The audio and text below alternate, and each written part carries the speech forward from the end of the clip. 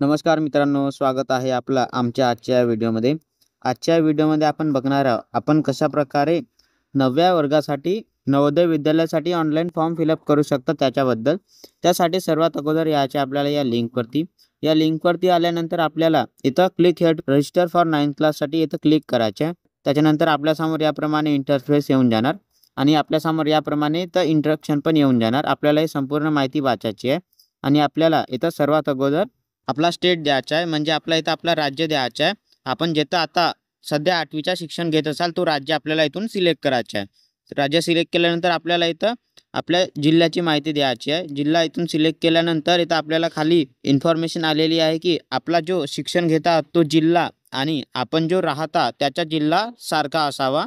नंतर आपल्याला इथून आपण जे राहता त्याचा जिल्हा सिलेक्ट करायचा आहे. त्याच्यानंतर आपल्याला इथं नेम ऑफ कॅन्डिडेट म्हणजे आपल्या उमेदवाराचे नाव, म्हणजे आपण ज्याचा फॉर्म फिलअप करत आहोत त्यांचं नाव द्यायचं आहे आणि इथं त्यांचा मोबाईल नंबर द्यायचा आहे. मोबाईल नंबर दिल्यानंतर इथून त्यांची जन्मतारीख सिलेक्ट करायची आहे. त्याच्यानंतर इथं आपल्याला ईमेल आय डीचा ऑप्शन दिलेला आहे. हे ईमेल आय डी इथं मेंडेटरी नाही आहे, पण आपल्याला द्यायचं असेल तर आपण देऊ शकता. आणि त्याच्यानंतर खाली इथं त्यांच्या आईचं नाव द्यायचं आहे आणि आईचं नाव दिल्यानंतर इथं त्यांच्या वडिलांचं नाव द्यायचं आहे. त्याच्यानंतर आपल्याला थोडासा खाली स्क्रोल करायचं आहे आणि इथं खाली आपली नॅशनॅलिटी अगोदरच आलेली आहे. मग आपल्याला इथून आपला कोणता पण पहिचान चिन्ह म्हणजे आयडेंटिफिकेशन मार्क म्हणजे जिथं तीळ किंवा काही जळल्याचा निशाण असेल ते द्यायचं आहे.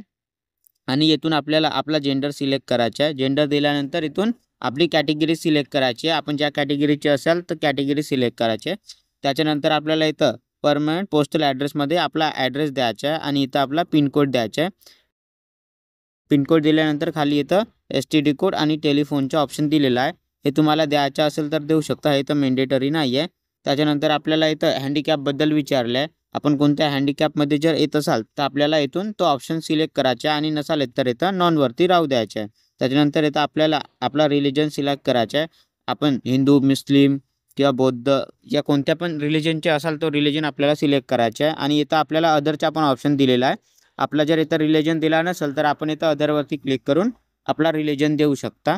त्याच्यानंतर आपल्याला इथं खाली स्क्रोल करायचं आहे आणि इथं आपल्याला आपली इन्कम द्यायची आहे. इन्कम दिल्यानंतर आपल्याला इथं खाली आपल्या एज्युकेशनची डिटेल्स द्यायची आहे, म्हणजे आपल्या 8व्या वर्गाची डिटेल्स द्यायची आहे. इथं आपला पहिलेपासूनच आपला राज्य सिलेक्ट होऊन येऊन जाणार. त्याच्यानंतर इथं आपला जिल्हा पण सिलेक्ट होऊन येऊन जाणार आणि इथं आपल्याला आपल्या शाळेचं नाव द्यायचं आहे. शाळेचं नाव दिल्यानंतर आपल्याला इथं रिकॉग्नाइजमध्ये आपली शाळा मान्यताप्राप्त आहे की नाही आहे, म्हणजेच रिकॉग्नाइज आहे की नाही आहे ते सिलेक्ट करायचं आहे. आणि इथून आपली स्कूल तिथी म्हणजेच आपली लोकेशन अर्बन आहे की रुरल आहे, म्हणजे गावातील आहे किंवा शहरी आहे, तो ऑप्शन आपल्याला सिलेक्ट करायचा आहे. आणि इथं आपल्याला आपल्या 8वीचा इंग्लिश मीडियम आहे की हिंदी मीडियम आहे की मराठी मीडियम आहे. आपल्याला इथं मराठी मीडियम दिलेलं नाही आहे, पण आपण इथं अदरवरती क्लिक करून आपला मीडियम देऊ शकता. आणि त्याच्या खाली आपल्याला इथं आपण जेव्हा 8वीमध्ये प्रवेश घेतला होता त्याची महिना आणि वर्ष इथं दिलेला आहे. आणि त्याच्या खाली आपला 8वीचा वर्ग जेव्हा समाप्त होईल म्हणजे खतम होईल त्याचा महिना आणि वर्ष दिलेला आहे. त्याच्या खाली आपल्याला इथं अंडरटेकिंगमध्ये आपल्याला पॅरेंटसाठी काही माहिती दिलेली आहे. ती माहिती आपल्याला संपूर्ण वाचायची आहे. आणि खाली आपल्याला इथं आपला फोटो, आपला सिग्नेचर आणि आपल्या पॅरेंट्सचा सिग्नेचर अपलोड करायचा आहे. सर्वात अगोदर आपल्याला इथून आपला फोटोग्राफ अपलोड करायचा आहे. आपला हा फोटोग्राफ 10 ते 100 KBच्या आतमध्ये JPG किंवा JPG फॉर्ममध्ये असायला हवा. त्यासाठी आपल्याला इथं चूज फाईलवरती क्लिक करायचं आहे आणि आपण आपला फोटोग्राफ जिथं कुठं ठेवले असेल तिथून आपल्याला इथं सिलेक्ट करायचं आहे. त्याचप्रमाणे आपल्याला इथं आपले सिग्नेचर अपलोड करायचे आहे. आपली हे सिग्नेचर 10 ते 100 KBमध्ये JPG किंवा JPG फॉर्ममध्ये आपल्याला इथं अपलोड करायची आहे. त्यासाठी पण आपल्याला इथं चूज फाईलवरती क्लिक करून आपली सिग्नेचर जिथं कुठं ठेवले असेल तिथून सिलेक्ट करायची आहे. आणि त्याच्या खाली आपल्याला इथं आपल्या पॅरेंटची सिग्नेचर अपलोड करायची आहे. हे आपली पॅरेंटची सिग्नेचर पण आपल्याला 10 ते 100 KBमध्ये JPG फॉर्ममध्ये इथं अपलोड करायची आहे. इथं आपला फोटो, आपली सिग्नेचर आणि आपल्या पॅरेंटची सिग्नेचर अपलोड केल्यानंतर आपल्याला सेव्ह अँड प्रिव्ह्यूवरती क्लिक करायचं आहे. मग याप्रमाणे आपला संपूर्ण फॉर्म आपल्यासमोर येऊन जाणार. आपला हा प्रिव्ह्यूचा फॉर्म आहे, त्याच्यामुळे आपल्याला आपली सर्व इन्फॉर्मेशन आपल्याला इथं चेक करायची आहे. आणि सर्व इन्फॉर्मेशन चेक केल्यानंतर आपल्याला इथं काही चुकला असेल तर आपल्याला इथं खाली एडिटचे ऑप्शन दिलेला आहे. आपल्या इन्फॉर्मेशन चुकली असेल तर आपल्याला इथं एडिटवरती क्लिक करायचे आणि सर्व बरोबर असेल तर मग आपल्याला इथं फायनल सबमिटवरती क्लिक करायचं आहे। मग आपल्यासमोर याप्रमाणे इथं नो चेंजेसचा ऑप्शन येऊन जाणार। इथं आपल्याला ओकेवरती क्लिक करायचं आहे। मग याप्रमाणे आपला सक्सेसफुली सबमिट होऊन इथं आपला रजिस्ट्रेशन नंबर आणि इथं आपलं नाव येऊन जाणार।